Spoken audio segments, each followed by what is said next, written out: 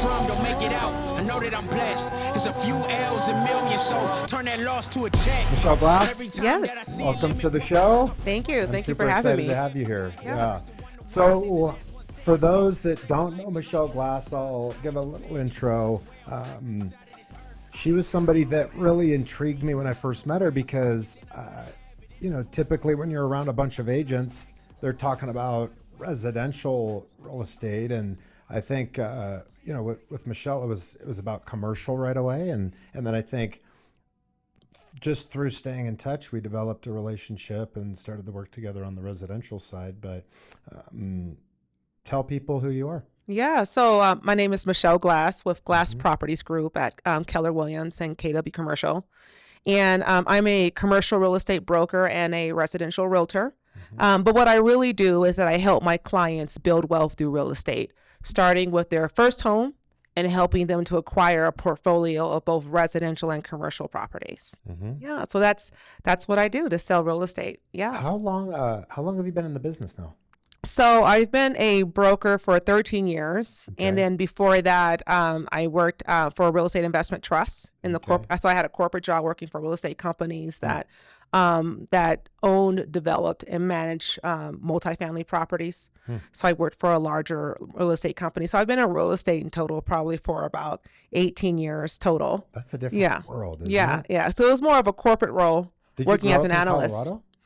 I did. My father was, I was a military brat. So my father served in the Army and met my mother in Korea. So I was born in Korea and I went to preschool in Germany and went to elementary school in Georgia, all when I was young. So we traveled around a lot as a military family. And then he retired in Georgia. And then I came to Denver when I was in basically fifth grade going into the sixth grade. So I consider myself a naturalized native of Denver. So I've been here for a long time. Went to college, high school here, and went to college at CU Boulder, and been here ever since. Military. He was in the Army. He was in the Army? Yeah, he was in the Army. Yeah. All right. So it's kind of like when everyone asks me where I'm from, I'm like, it's a long story. I think other military brats can kind of relate. I was like, I was poor all over the place, but I consider myself from Denver because I grew up here for the most part. How long were you in Korea for before you moved?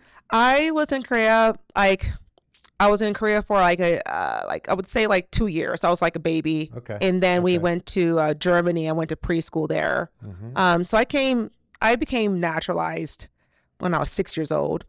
But when your parents are in the military, you're pretty much considered a citizen from birth, at that point. Yeah. Sure. But so I came back to Korea and visited when I was a child because my dad would still had to be stationed back in Korea, but we couldn't always move back with him. So we would stay in the States for a little bit. And then for the summer, we would go visit him back in Korea. So it was just a lot of back and forth when I was young. But do you still have family in Korea? I do. My mother's side of the family lives in Korea. Is that right? Yeah. How often do you go back? You know what? I haven't been back in a long time. So it's been I haven't been back since 2020. Is that sorry, 2000. 2000. So a really long time. Yeah. I feel like whenever I, want something authentically Korean, I just go to LA. That's true. Yeah, they have a huge Koreatown there. Has such an amazing, Koreatown. Yeah, exactly. Yeah. So that's where I grew up. Yeah. And so not Koreatown. Yeah. So I had an interesting background because my father's is Black American. And then my mother's Korean. So just had an interesting, background as far as that goes. But I think that's what makes life interesting. Yeah, for sure. Do you have any, what was your favorite country that you traveled to during that time? I would say I didn't really travel to many places, but my most memorable was Germany. Believe it or not, I was really young. I was in preschool, but I remembered it vividly. You speak German? I don't speak German. We lived on the military base in Frankfurt, and so when you're unfortunately during that time, you're kind of sheltered. You don't have to learn the language or do the culture because you stayed on base most of the time. But when we did, I remember it. It's kind of funny. I was talking to someone. It's like, how do I remember so vividly when I was that young? And she was saying that sometimes when you're young and you move around a lot, you have these vivid memories of just different experiences. So they kind of burn in your brain versus maybe if you grew up in the same household, it all just kind of blurs together.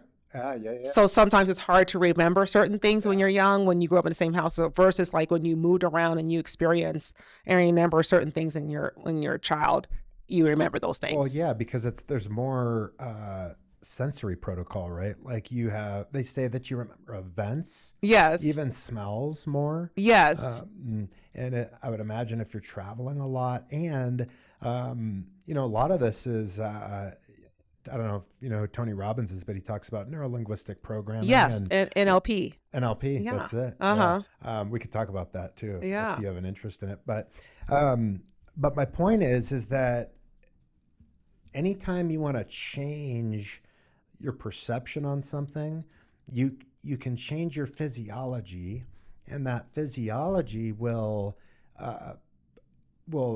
make you feel a different way. That's right. And so when you have a memory that is of a particular location, or something happened, or there was a really distinct smell, anything that's using all of the senses that is cartoonish in nature, you're going to tend to remember that stuff more than something that's not like that. Exactly. When we were living in Germany, the wall was still up. Okay. So there was a device too, if you remember that, politics during that time period. So it was a volatile kind of place at that time. So it was interesting, but Germany was really beautiful, and I remember being there. I remember riding in the bus alone when I was a child. It was very interesting. And then and then we had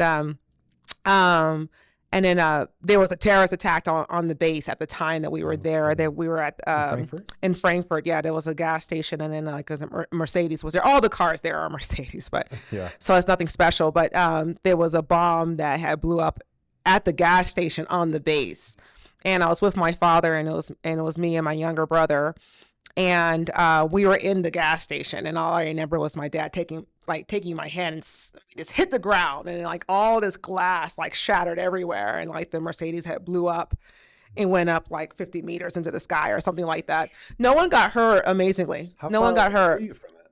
We were right there at the gas station. So it was at the gas station, and we were in the little shop, and where you get all the little snacks and stuff like that. And so we were there, and so it was crazy. But so it was a lot of stuff that went on there. And so my dad really liked Germany. He actually thought about staying there, but after that incident, it kind of shook him up, and he was like, send me back to the stateside whenever I get a new assignment. So my mother worked at the commissary, which is like a grocery store on military bases at the time. Yeah, so she kind of like worked there part-time when we were like little kids and stuff. So she's Yeah. You were in the car. Yeah, in the gas station, and then this. Yeah, exactly. Right after that, I mean, that must have been was that traumatic for you? It was not true. I think, it's so funny, it's when you're a child, like I think children are very, what's the word? Like, I wouldn't say versatile, but they're very flexible. Like children kind of bounce back very, very quickly. So I wouldn't say it was traumatic. I just remember certain aspects of it, and I was like, what's going on? And now I know my little brother like started getting up and started crying, started running around all over the store. It was crazy, but no, it wasn't traumatic at all. I mean, no one was hurt. So it was just kind of like, it's just like certain experiences like that you remember. And it's like, oh, okay, you're not going to forget that, so it was, but I remember it just being like a really beautiful place. And, so it was, I was very appreciative of being able to move around a lot when I was young. Like, were there any lessons that at the time you probably didn't think of them as lessons, but looking back, is there anything that you picked up from the way your father carried himself, and just by nature of being associated with the Army, some of his disciplines or his thinking that was passed on to you? I think what it was really more so from my mom, because when we moved to Georgia, and we were living in the States, my father was stationed and was gone a lot. So that's one of the sacrifices you make as military families, right? You have to be apart a lot. So I was really like in my, a household with my mom. My mom was a really hard worker. So she, came to Korea, and she only had like a middle school education at the time. And so she was learning English, and she was just working like at Burger King and at, the grocery stores, because, it's hard to be a spouse of a military person at that time because you moved around so much. So it was hard to kind of establish like your career. So she was just kind of like working part-time jobs, and she always saved a lot of money all the time. So, she did that all the way until my father retired. And, he retired when I was really young, because he started when he entered the Army when he was 18 years old. So it was a way for him to, it was an option for him out of high school.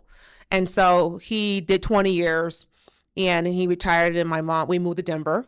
And so that's when I came to Denver. And she felt like, okay, now it's my turn.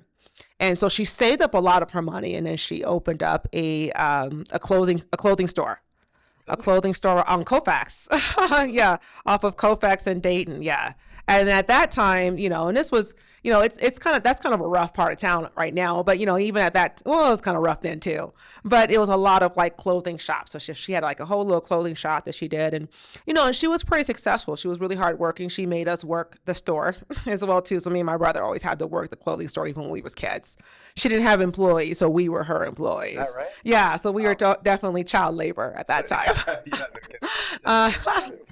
Yeah, exactly. Did you talk about money at the dinner table, or like, we talked about her philosophy on saving? We didn't. It was like my mom didn't really. She wasn't the kind of person that sat down and like gave us speeches about stuff. But because we had to work for her, like we would go to school, and then after, and then after we got out of school, we had to go to her shop. And then we would like just do things, and we would clean and pick up things, and I would pick up like the dressing rooms and stock stuff and stuff like that. We just kind of just watched and observed her, And so she eventually got to 3 different locations. She had one on Federal, one on Colfax, and she had one at the flea market. So she had 3 locations. How long did it take her to open those 3? I think it was over like a 5-year period. 5 to 6 year period. So she had this minimal amount of employees, so I don't regret that. She didn't have a really good, she didn't have a really good work-life balance at the time. So now it's like when I was younger, my father was always gone in the military, and I was with my mom. And then now my mom got kind of into her career. And then my dad took care of like more of like the parenting, because my dad wasn't as busy as my mom was with the stores. And then when she kind of started making pretty good money from her stores, that's when she started investing in real estate. So she had a lot of rental condos. She started buying condos and houses and stuff like that. And so I got a lot of that, hustle from my mother, as far as like investing in real estate and stuff like that, and, there was my mother, there was some things I really learned from her. And then there was some mistakes that I also kind of learned from her as well too. So I think, I learned a lot from her as far as how, my decision to kind of get into real estate eventually. Yeah. Mistakes that you remember? One thing about my mom was that, she worked a lot. She was kind of, so once she was there for us when we were babies, though. She was definitely there for us when we were babies. But, she worked a lot, and her business wasn't scalable. She always had to have control over her business, which is like that typical self-employed person, right? Yeah. When you're a self-employed person, you start your business, you're the owner, you're the cash register person, you're an accountant, you're the marketing person, you do everything. You're the entrepreneur, the manager, the technician. Exactly. So at that point, she didn't really understand the whole concept of leverage, hire other people, create systems, and build a business. That's what kind of limited her. And I think that was very common amongst a lot of self-employed people, even to this day. So it's just more of like, she worked hard. She worked really hard. And she even had 3 locations and still managed to not hire that many employees. I think it was still mainly family members that were working all 3 locations. Was that because she had a hard time trusting people? That's correct. Yeah, she had a hard time trusting people, and this didn't leverage. So that's one thing I thought to myself, like, I didn't want to fall into that trap. But I didn't realize that later on. So when I first started my career as a realtor, as a real estate broker, I did the same thing, or we were kind of not unlike most realtors, where you kind of do everything. You're the marketing person, you're the lead development person. I think that it's a common theme with anybody that's in an entrepreneurial space, right? Because I think that there's this first of all, I think there's a massive sense of pride when you do something yourself. There's a big risk that you're taking. Right.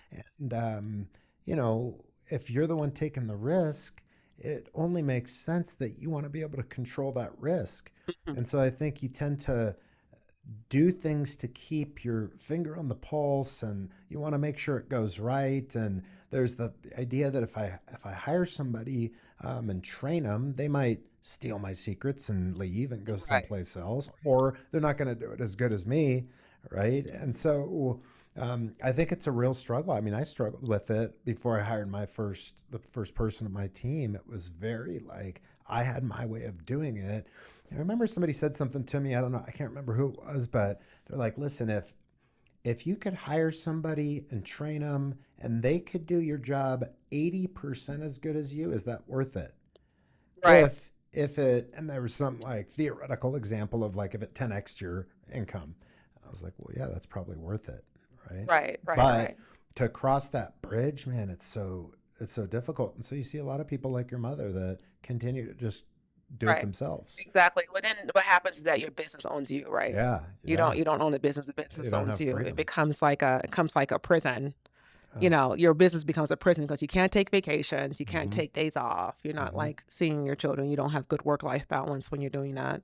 But not to criticize her at all, because what she did worked. I mean, it definitely worked, because we definitely didn't grow up rich by all means, and so we kind of lived in like a rough part of town in North Aurora during that time period as she was doing all those. Because, my father's military salary it was pretty modest. Sure. He started off in in infantry, in an army just right out of high school. So he wasn't an officer or anything like that. So, we had like a modest income, and, it was just, she saved a lot of her money. So we kind of like, was in kind of a little sketchy neighborhood for a long time, despite the fact that she had 3 retail shops. But it worked. And then once I got into high school, we were able to kind of finally move up into a better neighborhood once I got into high school, which was good. Did you ever talk about sacrifice and compromise? With her, she wasn't a very verbal person. So, we kind of just I learned from observing. Really, or my father was more of a verbal person. He liked to preach and like talk to us and have talks with us all the time and stuff like that. But my mom was more, she's not a big talker. She would just do things, and we would just observe her behavior. You learned more from? I would say, both. Both. I think I learned. You get a little bit from both your parents, I think. So I would say both. So when was it that you, because before you got into real estate, you worked for this big company? Yeah. So I went to as an analyst. As a real estate analyst. Okay. Yeah, I did marketing. So I worked for apartment companies, and they owned this. I worked for a large apartment corporation that owned apartment buildings on the East and the West Coast. And so my job was to do marketing and create websites and, analyze rental rates for those apartments. And at that time, in the early 2000s, internet was still kind of new. We just came out of the .com bust, and paying your rent online, that was a new thing back in those days. So like to say, we all like, you can now pay your rent online. That was like something like special. So we had rolled out the online rent payment on our websites and stuff like that. So I worked for a lot of real estate, and I worked for a few different apartment corporations before I decided to become like a broker. Yeah. So when you were doing this work, you're marketing, which means you have to understand the product you're marketing. You right. Also, if you're analyzing anything, I would imagine there was either an accumulation of moments or like this moment where you're like, holy cow, like this guy's making a ton of money on this thing. Right. Or holy cow, like I had no idea that this property was generating this type of revenue. Right. Was there a period of time in there where you thought to yourself, like, I just want to do this for myself? Yes. And I always knew I wanted to get into real estate, because I know my mother, she, the fact that she had little education, and, we grew up in modest, a modest household at the very beginning, real estate really helped change the game for her. I mean, I wouldn't call her, she's not a multimillionaire, but she's retired comfortably off of her small real estate portfolio. And I knew I wanted to take it to the next level at some point. And, and my father on the other side, he was always more like an employee. So, we talk about rich dad, poor dad and the cash flow quadrant. And, and this, you have an employee, self-employed, and you're a business owner and you're an investor. So my mother was self-employed and my father was an employee. Are you familiar with the quadrant? Yeah. So, my father, so my father was more, so I was the first person to go to college. So there was no one that went to college before. So my father was like, you got to make sure you go to college. That's going to be your ticket. So make sure you go to college. And, my mom was just so busy into her business. She was just trying to, make sure that we all live comfortably or whatever the case is.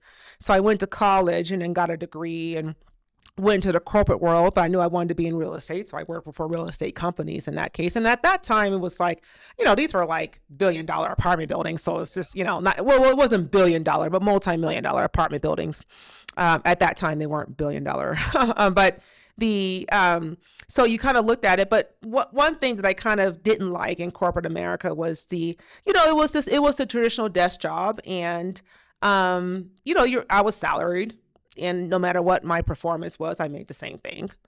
And I felt like I wasn't getting ahead. Like I still had that entrepreneurial bone in me that wanted me to have to try out and invest and do things. And, it was really hard to jump out of that safe, secure job out of corporate America right away.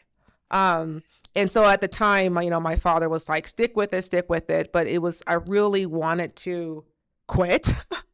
And start my own thing. But that was a really hard decision. So I stayed in corporate America a little bit longer than I should have, looking back at that. And, but I got a lot of experience working for those apartment corporations. So it was not it wasn't a waste. Yeah. I got a lot of experience and knowledge working for larger corporations before I branched out on my own. So let's talk about that a little bit. So it was fear at that time. And did you sort of concoct this plan for your exit from corporate America? And I wanted to. It was fear. It was fear. It was a lot of fear. I think at the end of the day, I always wanted to have financial freedom. That was my goal. I wanted to have financial freedom, and I saw it through real estate. And my mom, on a lower level, did it. And it took a long time. She worked really hard in her businesses and then saved up money and, bought some real estate so she can live comfortably, a little bit. But I wanted to I wanted to go that route, but even further. So I wanted financial freedom. But when you start off working at a job, and there's nothing wrong with getting a job. So I encourage you, after you go to college, you get a job. But, once you get a job, you get comfortable with that salary, and it's hard to step out and to be a 100% commission when you're getting this steady paycheck.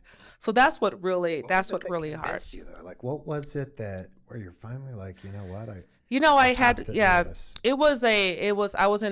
hit a dark place where I was in a bad toxic marriage at the time. And it was a lot of fear that was keeping me where I was at. It was fear that's keeping me in my corporate job, even though I knew I wasn't happy. And it was fear that kept me in that bad marriage. And I had my daughter at the time, and I just wasn't, and when you're in a negative state of mind, it also affects your body. So at the time I feel like even though I was in my 20s, I wasn't feeling healthy. I was feeling lethargic all the time. So I just felt like I was just trapped. And then I don't know, something just triggered me when I mean, by the time I left corporate, I was a marketing director. So I had a really nice office downtown. It was a really good job for my age at that time. And I got up and I took the train, and I was sitting in the office in front of the computer again. And I don't know, it's just like the blues because kind of really hit me. And then there was always like these little food little vendors on 16th Street Mall. Yeah. And I was looking out the window and I saw like a hot dog stand, a guy with a hot dog stand. He was just hustling hot dogs on the corner downtown Denver. And I thought to myself, like, you know what? And I was just thinking like what would really make me happy, because at that time my daughter was really young. She was like an infant child, a baby child. And I just felt bad. I was at work, I wish I was at home with my daughter. I wanted a little bit more work-life balance, and I didn't want to be like what my mom was. You know what I mean? Now she was there again, she was there for us when we were babies, you know, but she always worked, and I was like, you know what? I don't know if I like this 9-to-5 corporate job. I think I'd rather be selling hot dogs than to be here, you know, for another, I was in my 20s and be here for another 20 years. Then I thought to myself, like, if I'm okay with selling hot dogs, then I'm okay with going out there and start my real estate business. Yeah, no kidding. So I filed for divorce from my marriage and quit my job, all in the same month. Yeah. So that was it was devastating, but I don't know. I had to. A difficult time. Was it something that just the hot dog stand did it for me? The hot dog stand did it. I looked at the hot dog stand. You know what? I'd rather be at that hot dog stand than be in the position where I'm at today. So I'm just going to do it. Is that what made it click? Seriously? It was. Like, I don't know. It's just, you know, sometimes visual clues. Than dealing with what I have going on. Right. Exactly. Exactly. I had a corporate, nice, cushy, you know, white collar job and, you know, air conditioned. What was it that was so frustrating about it? Just doing the same thing over and over again and kind of seeing individuals within the company that maybe were further ahead than you that I think for me it's like it was a great job. I mean, I think this wasn't for me. You know, I mean, I think that everyone has a different calling on what they're looking to do, and I just felt like I had a greater calling than just, you know, showing up to my 9-to-5 job. So by all means, it was a great company that I worked for, and it was an awesome job. And I felt bad that I was in that position and I wasn't feeling grateful because I felt like I should have been. I just think it wasn't my calling. I think it was my calling to do something else. Because I always thought about, you know, investing, getting into real estate, achieving financial freedom. And really it comes down to like, well, why we all do all these things so we can, you know, so we can actually have money to live the life that we want, a life by design, right? To design a life that you want to have. Like, why do you want, you know, money is not really that important, right? It's just really more of the opportunities, like the things you want to use the money for, right? So investing so that way you can have the time and the freedom to do the things that you want to do, you know? And so, and at that time I felt like this is not what I want to do. I think I want to get into real estate. I want to learn investing. I want to have at the time I thought more flexible schedule so I can be with my daughter a lot more.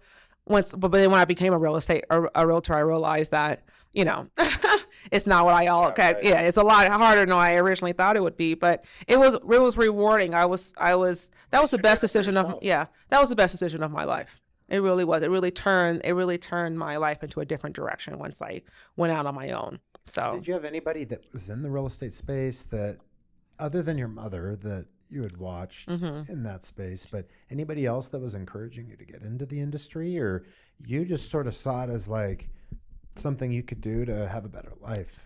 I didn't have any, you know, I read a lot of books, and I listened to I read a lot of biographies, and I didn't really have, because in the environment that I grew up in, there wasn't a lot of examples of people that looked like me that succeeded. So I didn't really have any good examples, but I just kind of just used it as, you know, I just read a lot of books, and it was just famous people that I read about them. And, you know, podcast wasn't a thing back in those times. So it was just, that's what motivated me. So I was like, even though I didn't have any direct mentors, like, you know, because even now today, now with the internet and podcasts, you know, if you don't have any direct mentors, you can follow people that you aspire to be mentors. So I just kind of from reading a lot of books, actually. And so when I quit my job, my parents were very disappointed in me. They were just like, why did you go? Yeah, they were really disappointed. They were like, you went to college and got this degree just so you can quit your job and be a realtor? And at the time, this was like at the bottom of the market when there was a foreclosure, you know, at the time. Were you still living with them, or you had moved out? I had moved out. I was married at the time, and that's when I filed divorce. Yeah, and so this was like the bottom of the market at that time, where, you know, it was a lot of foreclosures. The residential market had really tanked, and so they were like, "Are you crazy?" Like even my boss at the time, he was like, you know, I gave him my notice, and he was like, "You're gonna do what? You're gonna be a realtor? Are you sure?" And I was really going back and forth. Even when I went down into the elevator after I gave the notice to go back to my car, I'm like, what have I done? What have I done? Yeah, I bet. Why did I quit my job? What I have done? So my parents were really, really upset with me. They didn't talk to me for a year. Really? Yeah, they were really upset with me. Everything seems to be going against you in this moment. Yeah. And yet you still make a decision to like move through that fear. I mean, you had to be just consumed by it at that point. Right. Yeah. Because I mean, it just, for my parents at the time, it just seemed like kind of an irresponsible decision to make. I had a small child, and like she was basically like a toddler, and I didn't have much savings, and I was divorcing my husband at the time. I was getting out of a toxic marriage, and then my only secure thing was my nice secure job, and I quit that too. Yeah. So it just seemed very irresponsible to me at the time. But I had a greater vision. So as once I quit my job, and then I realized that I need to have mentors. So I just I went looking at the most successful brokers that were out there to see if I can go work for them. Did you call them, or? I did. So I reached out to some a luxury brokerage team that had sold like $1 million properties, and I was like, hey, if I'm going to learn, I want to learn from the best. So I called them and said, you guys need to hire me, right? And they were like, well, we could only pay you $2,000 a month. Did you have expensive taste back then? I didn't have expensive taste, but I needed more than $2,000 a month to live. But I did own my own house at the time. And so I was like, they was like, we can only pay you $2,000 a month, but we'll which was like, at that time was like still nothing. I think my daycare bill was almost $2,000, was like $1,200 a month. So I was just like, I'll take it. So I went and I kind of apprenticed under them and did marketing for them, and helped them out grow their business, and learned about real estate at that time. And, I was able to sell my house. So that was one thing, one thing that, again, so that was early on. Real estate had helped me even early on. So, at least I had my own house at the time. So at least when I decided to quit and do a career change, I had the equity of my house that I could live off of. So I sold my house so I can at least live off that equity until I got myself into a more stable position. But it still wasn't a good position. I was still pretty broke at the time. But even that, at that time, I look back at my house that I bought it was a three bedroom, 2-car garage for $160,000. I'm like, looking back at the time, I was like, wow, had I just kept that house. 10. Yeah, exactly. But at the time, I sold it because I needed it as a stepping stone to get to where I needed to be. So again, even at that earlier stage, real estate had helped me even then. So I sold my house just so I can just live off the little bit of equity that I had, and then get paid $2,000 a month. So I wasn't really making a whole lot, but I was learning a lot because I wanted to work to learn, not work to earn at that time. So I learned. So I worked for them for about for 3 or 4 years, and then just kind of apprenticing under them for a long time, which was to be under a team for 3 to 4 years is a long time for many junior brokers at the time. Yeah. But it was, we were selling, exciting $1 million houses and even like foreclosed luxury homes at that time. And then I got connected with a partner of mine's now, my previous partner, and he did investments. And I knew I wanted to get into investing. And he was all like, well, I mainly focus on investors. And he had a big book of business then, but he didn't have anyone do his marketing. And I said, well, you need me, So I left that luxury brokerage firm and went to go start this firm with this broker friend of mine's. And that's when we started doing investing. And so I started off doing wholesaling and selling, fixer-upper houses, fix and flip houses. And when you say wholesaling, like, were you door knocking to find the property? We would find, he had, my partner that I learned, he had a really wide network of investors and fixer-uppers, probates, foreclosures, those kinds of things. And so I leveraged his network to build my own database and sell. We would have these fixer up or dump of houses, and then I would host open houses. And I said, investor open house, come to this foreclosed home, or and like I said, the market was at the bottom, so it was still kind of recovering from that huge recession. Protecting banks at all? We weren't. So he had a lot of connections at that time. So I was hosting open houses of like these like fixer upper houses that were dumps, and I would like investor open, come and look at this and, buy it or whatever the case is. And I would get tons of investors that would show up to these, POS type houses that needed like, these are serious dumps. And I remember even like one time that we had got a fourplex where one wall was missing. Literally, like one of the units you went and you could see the backyard through the living room. It was a dump. And the client had came up and he was like, yeah, dude, I said, well, do you want to sell it? And he was all like, well, you think you can sell it? Try your best, whatever. So I did like an investor open house and somebody wanted to buy it. And the seller was like, somebody wants to buy this dump? I mean, it was so bad. It was completely vacant. One was occupied by a cat that liked to collect dead birds. So I had 14 dead birds in one of the units. And I mean, it was just like crumbling down, but I sold it to an investor. And there were so many investors coming to all these open houses, these open houses that I were hosting at the time. So I would just, I started off with maybe 10 or 11 investors that I knew. And I had an email list and it was called the investor hot list. That's what I call it. I call it the investor hot list. Still call it that today? I still call it today. Still my same investor hot list. And what happens is that when you have good deals, investors tend to forward your emails off. For sure. Yeah. And so I would, these open houses, and I was like, hey, if you don't want to get this one, there's other dumpy houses I can sell too. You know what I mean? If you don't like this ugly house, if you can't get this, well, I have many, many ugly houses. So my list grew over time because people would forward my emails of, off market deals, this dump of a house. And so it grew and grew and grew over time.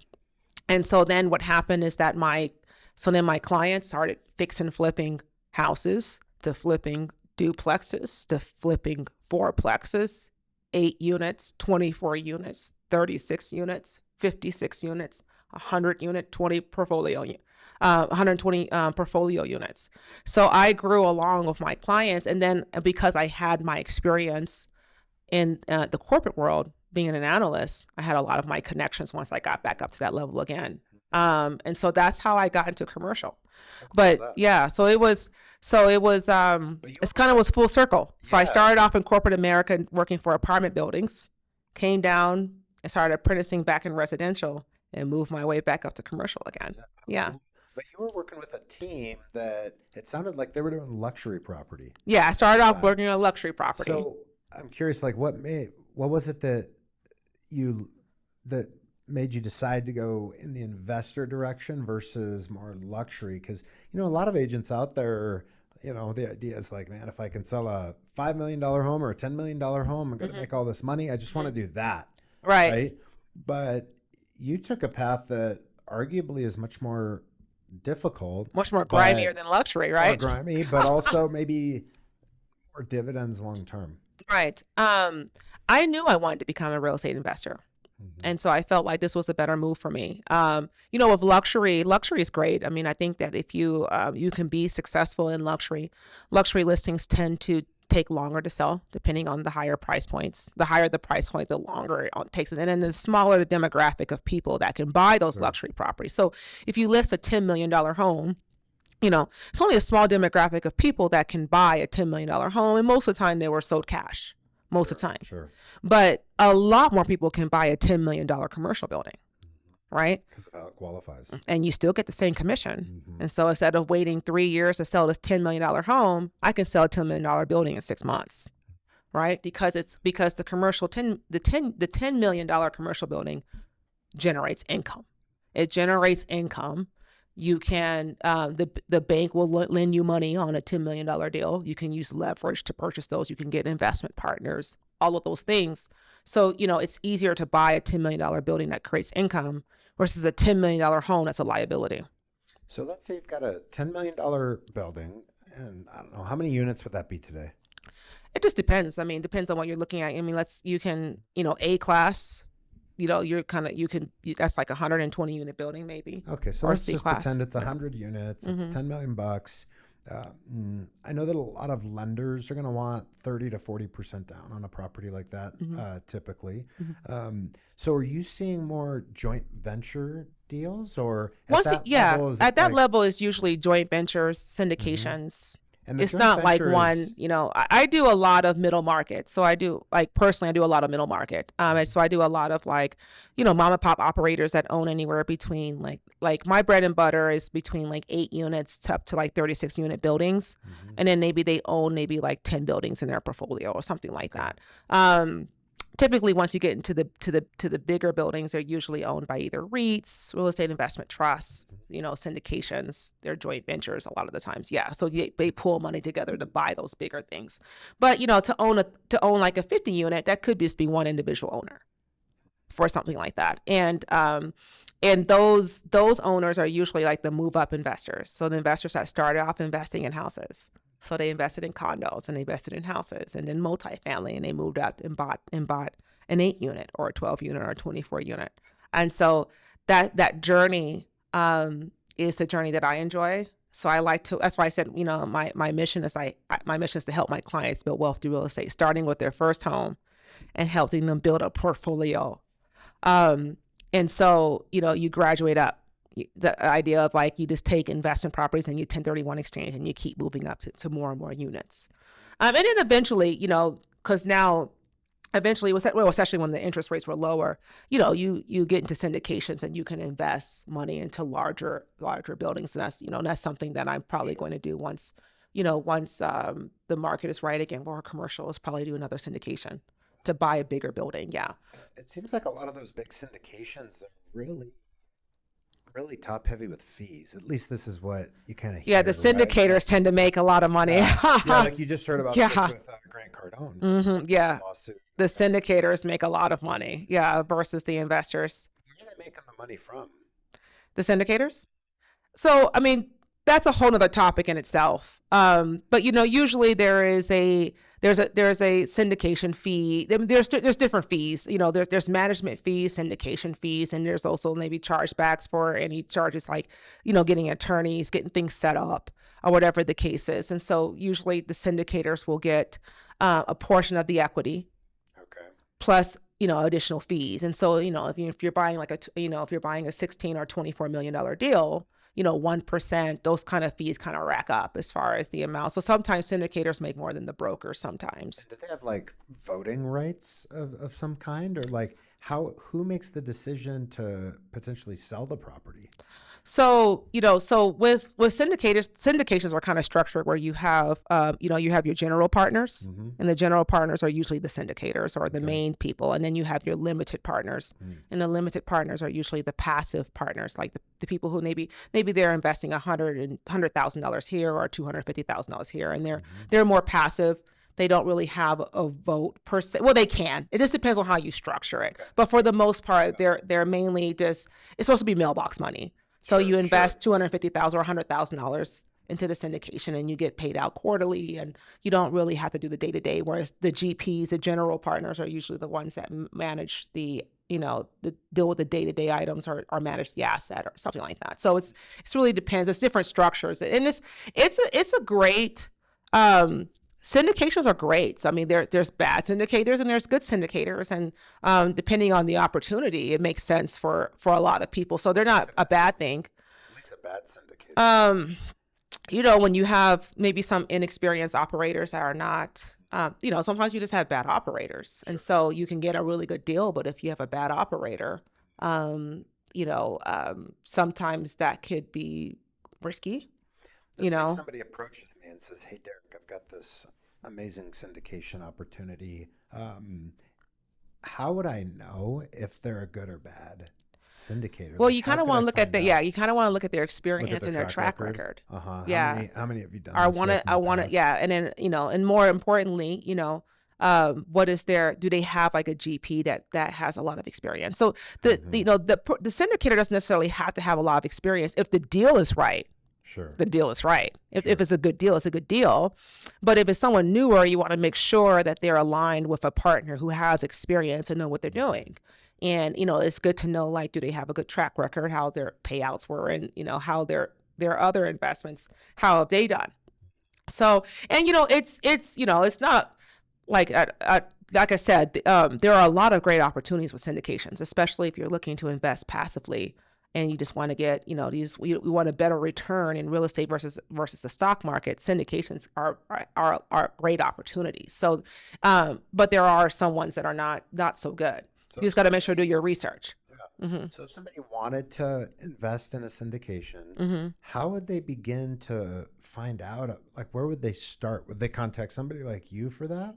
So if they want to get into that, I mean, syndicators are really good at reaching out to people who have high net worth or high earners. Let's say, for example, if you're a lawyer or you're a doctor and let's say you're a doctor and maybe you have a good amount of savings, but you work a lot and, you want to invest in real estate, but you just don't have the time for it. And so maybe you have some additional cash that you would like to invest and diversify.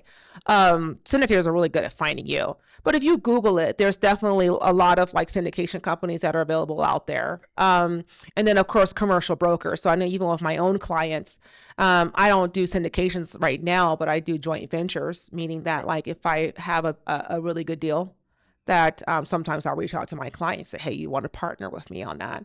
And so, and in that case, they know me, they know my track record, they know the portfolio that I own. They usually the partners that I choose are people that are knowledgeable in real estate. So I would want to partner up with someone who actually can see the deal and identify it's a good deal. Like I don't have to sell it. Like he sees it, okay, this is a good deal, I get it. So usually the people that I joint venture with are people within the industry or they've owned assets before, so they understand and get it. And they say, okay, yeah, this is a good deal. I'll go ahead and finance you and then you can manage it. So and what is it that makes a good deal? Like, is it just cash flow? Is it how far under market you're purchasing the asset for? It just depends on your goals. Okay. Yeah. And so that's what, with me is I'm really more like a real estate advisor. So, I always say, people always say, what do you do? It's like, well, I'm a realtor. I'm a broker. I'm a commercial broker. I'm a realtor. But what I really do is I help people build wealth through real estate. So it's not just about me just trying to sell you a house and I'm done, or just trying to sell you a building and I'm done. We kind of work as advisors. It depends on your goal.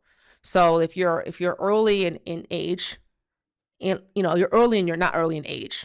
I don't want to be ageist. Let me say that. So let me say you're early in your investment career.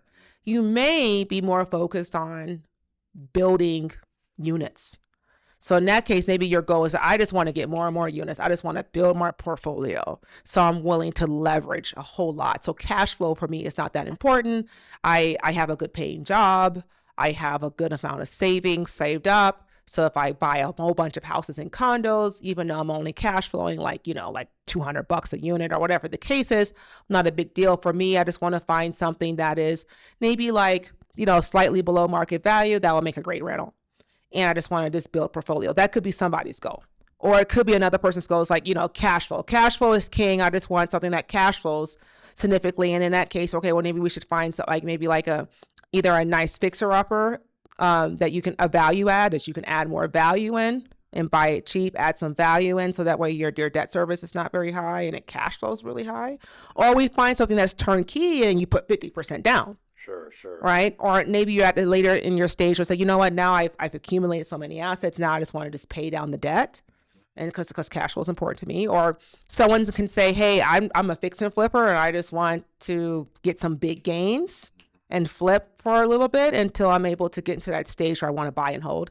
So it just really depends. Yeah. I do.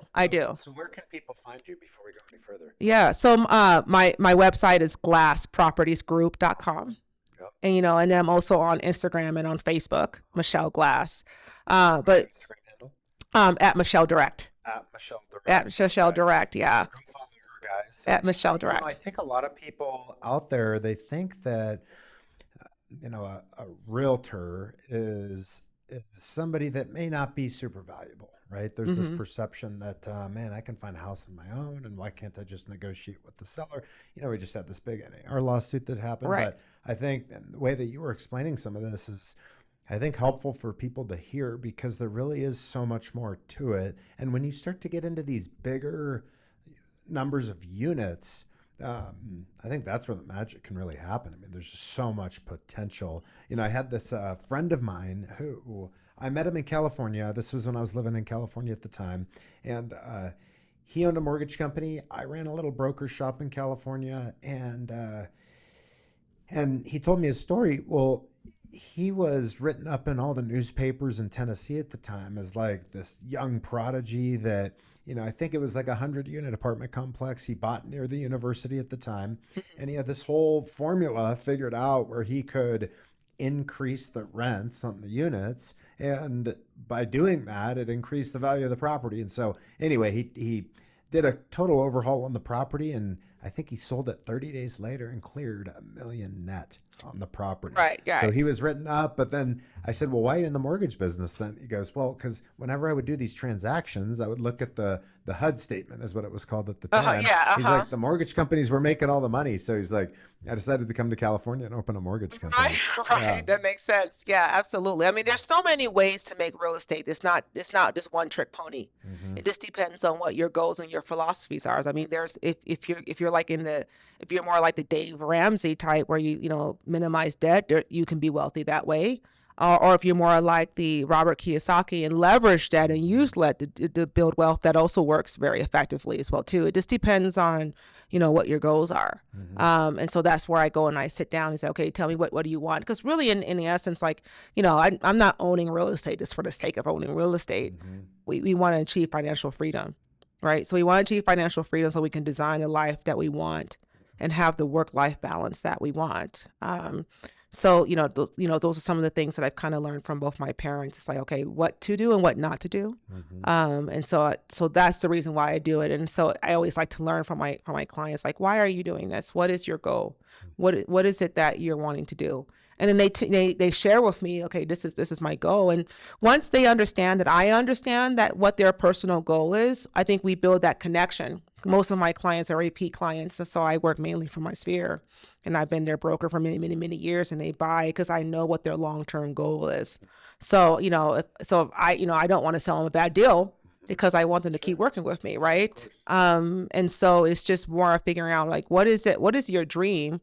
And then how can we use real estate to fuel that dream? Yeah. So that's what that says. Yeah. That's cool. Yeah. So glasspropertiesgroup.com.